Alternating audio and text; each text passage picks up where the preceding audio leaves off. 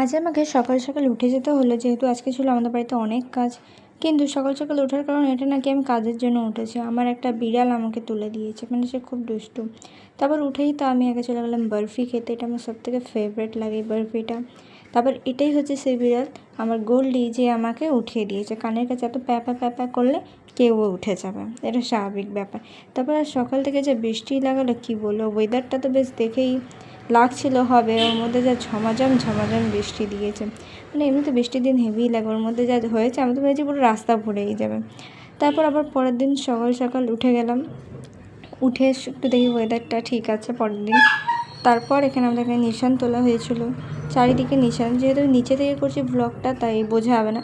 তবে আজকে আমাদের যাওয়া হচ্ছিলো ফাতিয়ার জন্য, তো আমরা যাচ্ছিলাম সবাই চকে। আমাদের এই ফাতিয়াটা হয় সব বছরই, তো এটার জন্য আমরা সব বছর বাড়িতে করি, কিন্তু এবছর চকে করছিলাম।